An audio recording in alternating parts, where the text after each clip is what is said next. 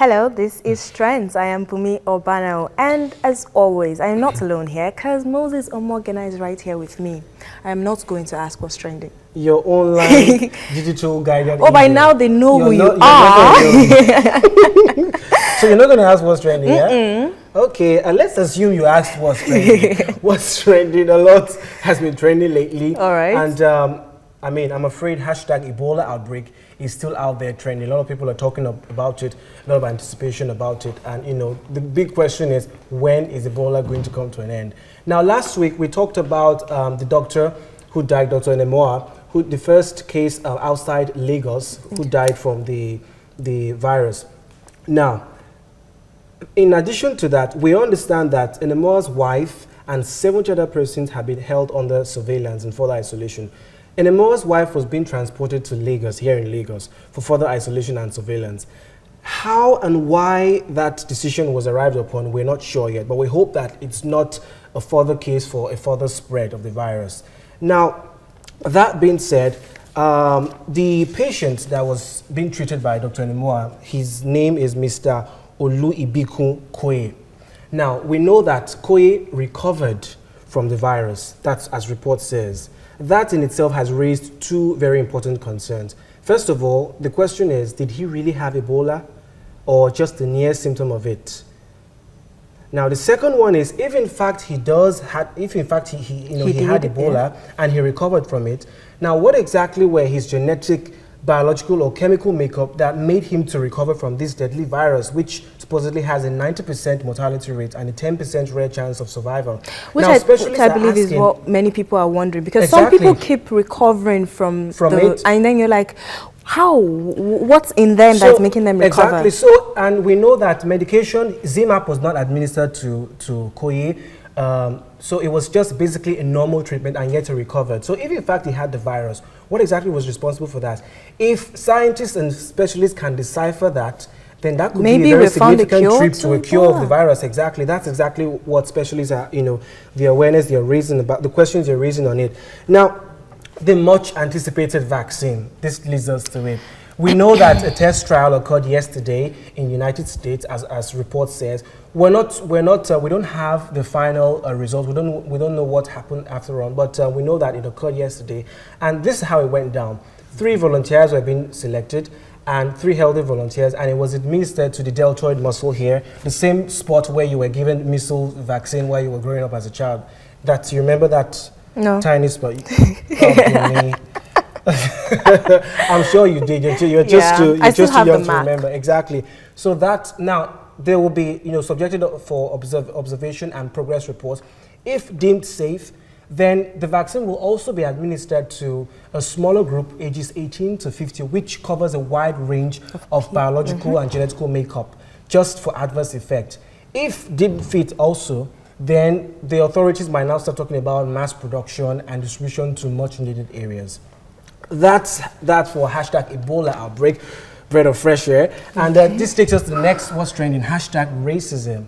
You know, I really don't know. What is it about the black skin? It draws so much attention. We are too fabulous, right? I know, right? So now this happens all the way in South America, in Salvador, in Brazil, in a grocery store.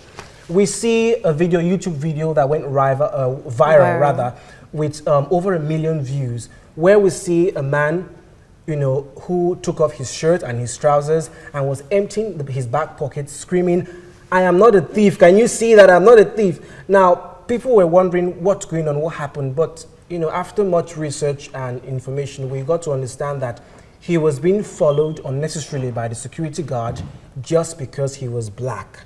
I mean, a black man seen in a very fancy grocery store, you know, and he was being suspected for shoplifting. Now, the question is, there was no reason to suspect him, and other people around, you know, complain that, yes, whenever a black man walks into that shop, there's usually an extra. He's treated There's usually an extra form of surveillance on them just because you're black, and the perception is that being black is equals to gangsterism, equals to shoplifting, to theft, to a dangerous identity. Bad. Exactly. So that has sparked a lot of controversy on Twitter, on Facebook, on YouTube. Although the video, you may not necessarily find it now because it's been censored due to nudity and strong language. So that's what's going on. Hashtag Ebola Outbreak and hashtag racism. And of course, just before I forget, you can join the conversation by sending in your tweets on our Twitter handle at TVC Trends, or you can follow the hashtag like we have today, hashtag African Rising, or send your emails to the trends at tvcnews.tv, or follow us on Facebook, or like our Facebook page at facebook.com/tvctrends. Yes, So you can do all of that and be a part of the show. Now, the outbreak of the Ebola virus disease in West Africa has provoked a wave of cancellations of businesses and investments across the continent, and is threatening to taint the continent's hard-won image as a rising economy star.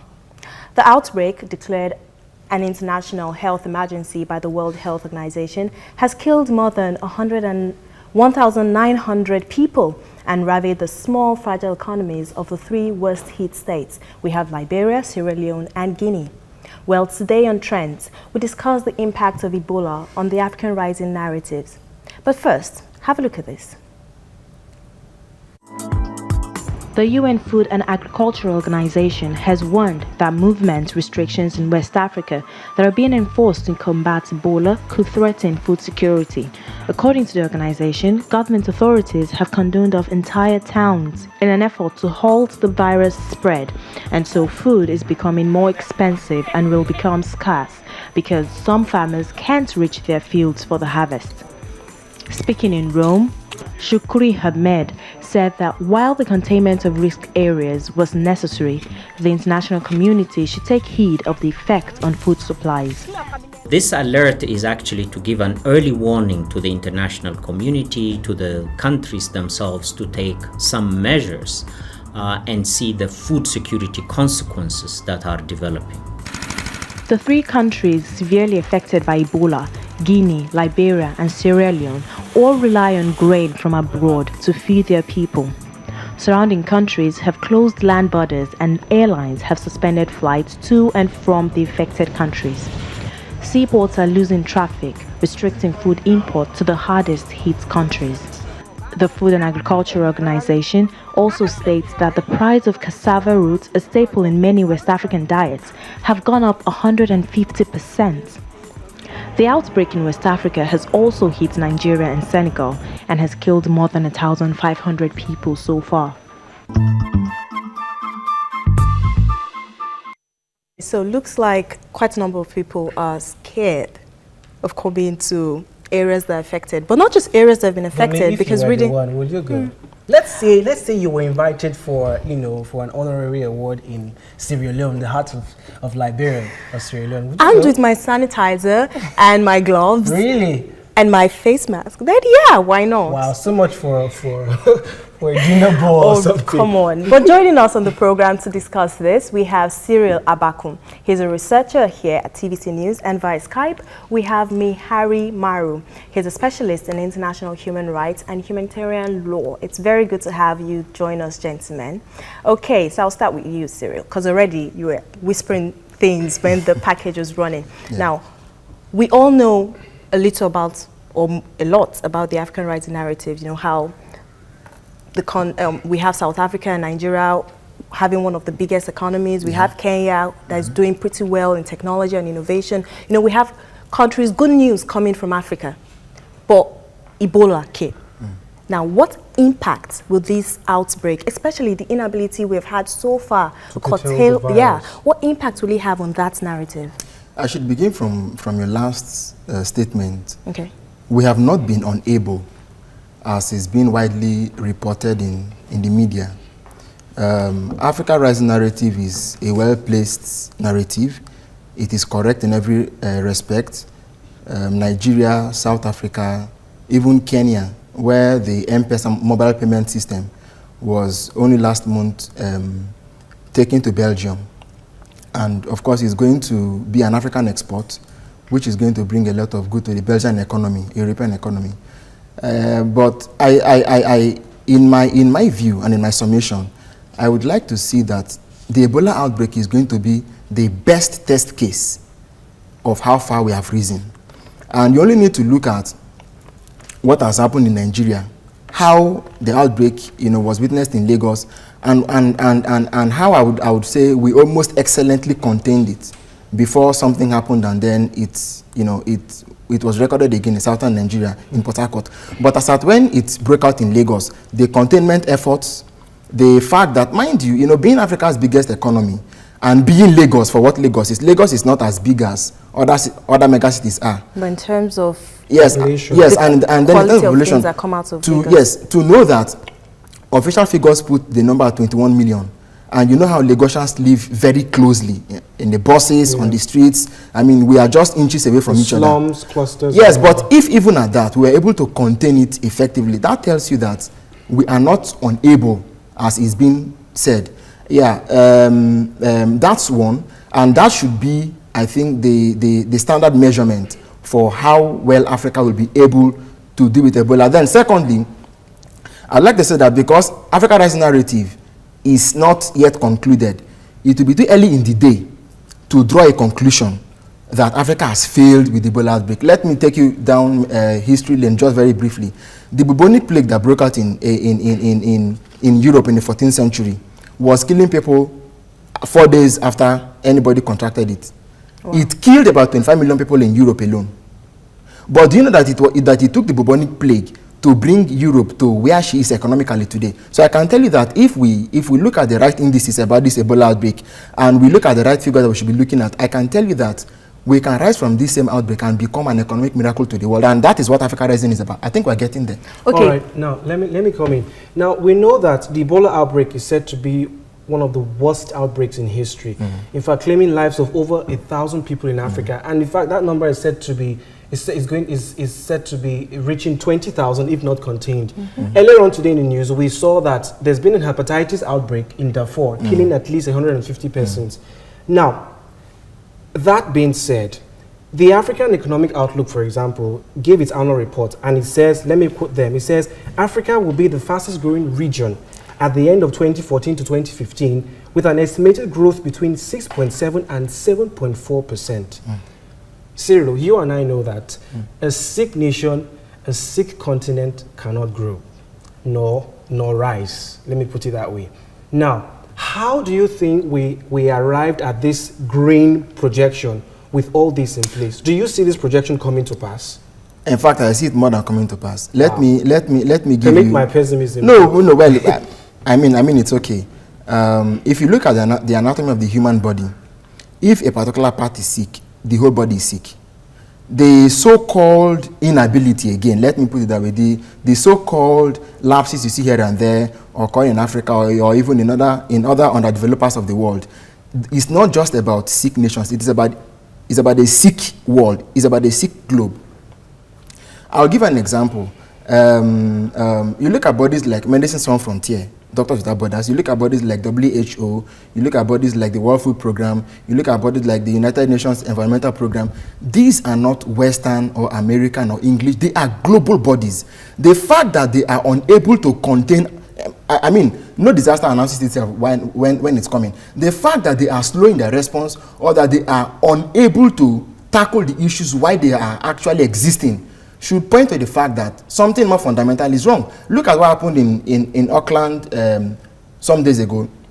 The United Nations Environmental Programme had to come together to say we need to have an initiative that gives science advice. Cyril, because Mehari is on and we want him to also have a say. Now, Mehari, Cyril is optimistic. You know, it has not impacted on the narrative as much as people believe. But what I want from you is not to tell me if it has, but why people are quick to get to that conclusion that it has, especially from the West.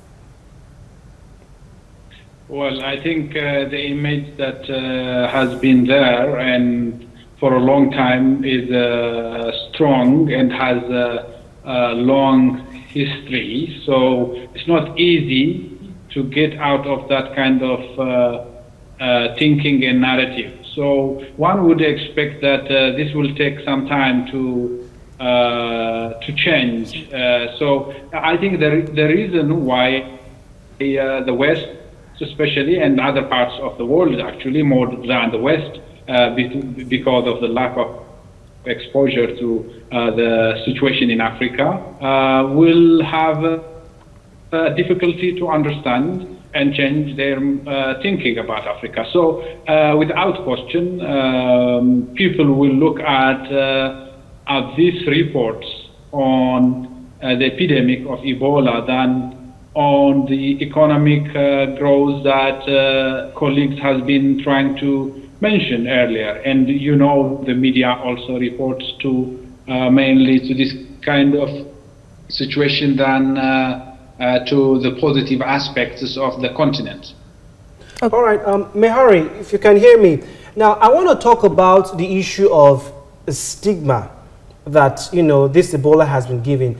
Because, take for example, the West seem to see the Ebola as an African disease, giving it an African identity. Now, in 1976, for example, and 1998, when the swine flu broke out in the US, nobody saw it or called it an American disease. But now the Ebola is happening, and they are being seen, is being said to be an African, you know, an African disease, you know, suffered and being originated by Africans. Why do you think that is, and how can we change, you know, this perception? Because specialists believe that it's getting in the way of you know, of tackling, of progress, exactly, of tackling the virus and, you know, tackling its effect. Why? How do you think we can change this? There are two ways to look at this, and the main is not necessarily the external world. It is the African continent and the states that has been affected by Ebola, and whether the perception will stay for long or not will depend on how we fare on responding to the epidemic. Now, as you can see, the response to this has been minimal, and the estimated victims of this disease are not as reported only to not only 2,000, but there are estimates that are put forward indicating that they might be twice or 3 times this number. So the response has been late, and partly this relates to the capacity of the states to respond, to detect first, and then respond effectively to this kind of shocks and crisis. And for a short time, I think African countries, including those that can be potentially impacted by this epidemic, will have to depend on assistance from the outside world. Okay. And in the long term, which Africans has to focus is to build the capacity to respond, to detect and respond to this kind of situation. As I have mentioned earlier, this kind of epidemic depends on the socio-economic capacity of the states to respond. Okay, to this kind of situation. All right, Cyril. Now, looking at the African rising, I just want Cyril to respond to a question now. Looking at the African rising narrative in itself. Earlier, I asked this question to Mehari when we were all talking before the show, but I want to address this to you. Do you think that in a bid to compensate for calling Africa this dark continent, sometimes maybe economies tend to blow what really might be? So maybe this so-called rising narrative is an overestimate of what Africa will really be in the next decade? I think it's even an underestimate. Really? You know, today I'm trying to, it just seems as if I'm holding some very unpopular positions, but I think it's even understated. I mean, a lot of scholars are now beginning to see that Africa is going to be the true test of modernization in this century. And I think that so far what has already been achieved in the past 10 years alone is enough to clearly point us in this direction. Some 20, 30 years ago, a lot of nations and, well, the industrialized nations of the world began to have Afro-skepticism, or Afro-pessimism as they call it, coming to Africa to do business, particularly after the Cold War ended. The patron-client relationship actually took a downward turn. But do you know that China sees Africa as its future? The recent US Economic Summit that was held in Washington, what were they looking for? African markets. So for all that they want to do, the point is it is very clear for everybody to see. We have the youth population. We have, I think they are saying that by 2050 or so, we are going to have a very robust and vibrant youth population. When this will come on stream, I mean, it's going to be an irresistible pull on the global economy. It only remains to be exploded. I think it's just a matter of time. Ebola will come and go. But bearing in mind we have the youth resources, we have the natural resources, why are we still yet unable to contain the virus? It will interest you to know that other continents of the world, you know, were at some point worse than where we are now. Like I told you about the bubonic plague. Look at it. You're talking about things that have happened ages ago. No, yeah, and we have all seen, shouldn't we be learning rather than learning from experience? Let's learn from example. I think that might be better, don't you think? Do we have to leave those experiences again? No. The point that has to be made is this. We are not going to build Africa in a day. No, but it's going to take a process. No, it's going to take a process. And I think that discussions like this are going to give us platforms to actually brainstorm and discuss. Of course, we have failings, no doubt. We have failings, but the fact that we are even able to, that a narrative such as the African rights narrative is even born, tells you that something is in the offing. I mean, we could have just been there, the dark continent. Nobody cares about what happens in Africa. Whenever it's, I mean, just Africa is about corruption, bad governance. But the fact that the African narrative itself could be born tells you that things are beginning to happen. Okay. What do you think? It's interesting when you say that. Why don't we learn? From example of, or better still learn from experience. But even at that, no, better still not learn from experience. Because I was having a conversation with our online communities earlier on, and one of them said that that if the Ebola virus had been, if there was an outbreak in the United States or in the United Kingdom, it would have been better curtailed till now. That not necessarily because they have, they have more advancements in technology or in equipment, but more or less like the reaction or the orientation towards the disease. Now, it might be sad for you to know that up till date, some people still don't believe in the existence of the Ebola virus. We're still having Africans to whip their head around HIV, and other deadly virus. But people see the Ebola virus as an act of sorcery. I was shocked when I saw that on our Twitter, one of our Twitter's tweeted that Ebola is an act of sorcery. Now, with that kind of an orientation, you know what? Let me Harry answer more. Do you think that would even help?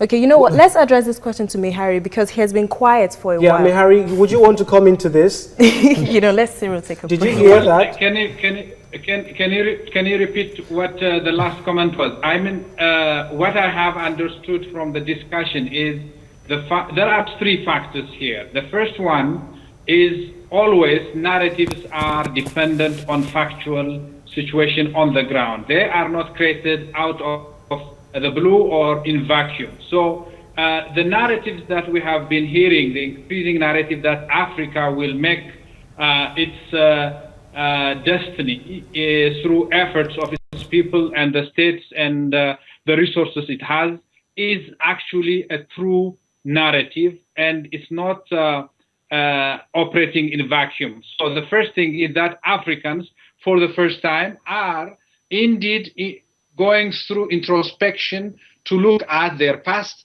the current, and to see the future. The second fact is that materially, Africa is very rich, and there will not be any competition from other regions in terms of population growth, which will be consuming a lot of goods for creating huge market.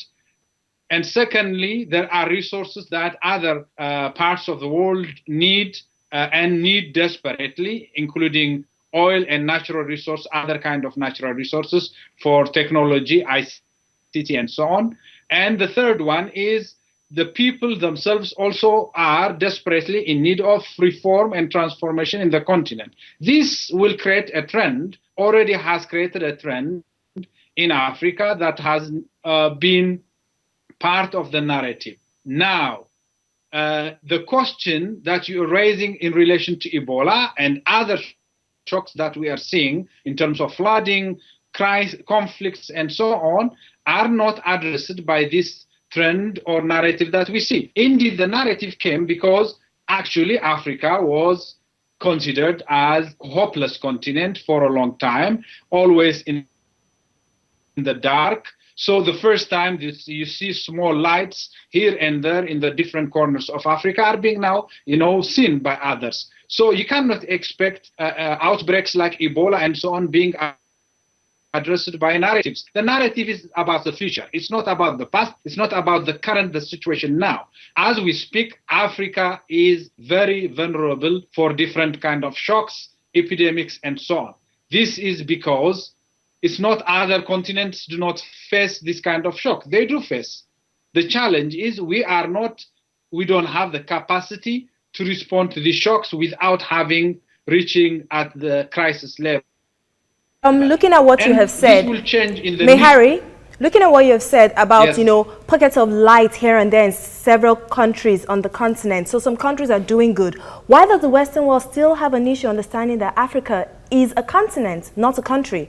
Because other African countries that are not affected are suffering from the same stigmatization as even the affected ones. Well, it's very simple. First, other continents has been considered historically 3-4 decades ago. Asia, South Asia, has been considered as another dark continent, a continent of conflicts, a continent of disease, a continent of subversion, and so on and so on. Now, the past 3-4 decades, they have changed the situation. Look at China. China was not considered as we see it now. In our lifetime, we have seen a population that can feed itself, 1.4 billion population that feeds itself, and beyond feeding and clothing, it has reached to the level that we are seeing now, a second largest in terms of volume of manufacturing, the largest country in the world. And this came in 3 decades. And I think the same applies to Africa in many ways that we are noticing currently. And the West world, which is in control of the means of propagation of news, will determine how this narrative will go. Of course, there are efforts, including by this TV channel, to have its own means. But let's not forget that still the reach out of our media outlets here are limited, not like the Western outlets. So it will be again determined in many ways by the different outlets controlled by Western nations, how this is the Africa. But okay, we cannot compare it with other continents. Right. And Africa is not going to be seen for some to come as a country. Let's face that one. Thanks, also. thanks, It's not Mihari. But at this point, we need to hear from the online community. Exactly. Now, our very first tweet comes from Youth Agripreneur, and he says, even as we celebrate #Africa Rising, we must ensure that all of Africa is indeed rising. And Ali Khan says, actually, #Africa Rising is based on our ability to be as multilateral as possible and as non-binary as possible. And Gituro says, Africa is losing the fight against Ebola and we have been quarantined from the world. #Africa Rising. I find that very interesting. And I think that is a good note to go on a break. So we can think about that. But when we come back, Trend continues.